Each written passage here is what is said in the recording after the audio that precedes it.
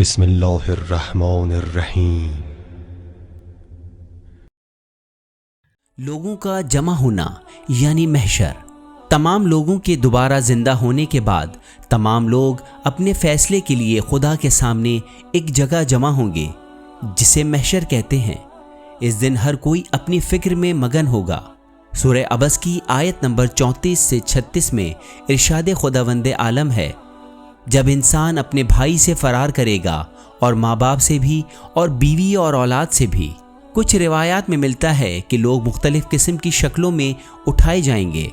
جب خدا کے رسول سے سورہ انبیاء کی آیت نمبر 18 کے بارے میں پوچھا گیا کہ جس میں ارشاد ہے کہ جس دن سور پھونکا جائے گا اور تم سب فوج در فوج آؤ گے، مختصراً خدا کے رسول نے گریہ کرتے ہوئے ارشاد فرمایا، میری امت کے لوگ دوسری امتوں سے الگ ہوں گے اور مختلف شکلوں میں جمع ہوں گے۔ ایک گروہ بندروں کی شکل میں آئے گا۔ یہ وہ لوگ ہوں گے جو جھوٹ اور افواہوں کے ذریعے لوگوں میں فساد برپا کرتے تھے۔ ایک گروہ سور کی شکل میں ظاہر ہوگا۔ یہ وہ لوگ ہوں گے جو ناجائز طریقوں سے دولت جمع کیا کرتے تھے۔ جو حد سے زیادہ مغرور لوگ ہوں گے وہ گونگے اور بہرے ظاہر ہوں گے۔ کچھ ایسے لوگ بھی آئیں گے جو اپنی زبانوں کو چبا رہے ہوں گے۔ یہ وہ علماء، اسکالرز اور انصاف کے عہدوں پر بیٹھنے والے ہوں گے کہ جن کے اعمال ان کے قول سے مختلف تھے۔ کچھ ایسے لوگوں کا گروہ بھی آئے گا جن کے مختلف اعضاء کٹے ہوئے ہوں گے۔ یہ وہ لوگ ہوں گے جو اپنے پڑوسیوں کو تنگ کرتے تھے۔ کچھ لوگ آگ کی زنجیروں میں لٹکے ہوں گے۔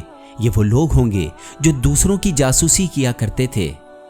کچھ ایسے لوگ بھی آئیں گے جن سے مردہ جانوروں کے خراب گوشت سے بھی بری بدبو آ رہی ہوگی۔ یہ وہ لوگ ہوں گے جنہوں نے اپنی جسمانی خواہشات ناجائز طریقوں سے پوری کی اور اپنی دولت میں سے خدا اور غریبوں کا حصہ نہیں دیا۔ کچھ ایسے لوگ بھی ظاہر ہوں گے جن کے لباس گندگی سے بھرے ہوں گے۔ یہ خود پرست اور مغرور لوگ ہوں گے۔ کچھ لوگ منہ کے بل چل رہے ہوں گے۔ یہ سود خور ہوں گے۔ روز محشر کچھ لوگ جانوروں کی شکل میں اٹھائے جائیں گے۔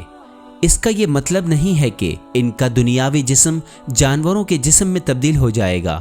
بظاہر انسان ہی ہوں گے، لیکن دنیا میں ان کی جانوروں جیسی خواہشات اور طاقت کا نشہ اس قدر حاوی تھا کہ وہ اندر سے حیوان ہو چکے تھے۔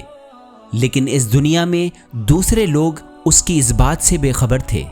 لیکن روز محشر جب تمام لوگوں کی اصلیت واضح ہو جائے گی تو ان لوگوں کی حیوانیت بھی سب پر عیاں ہو جائے گی۔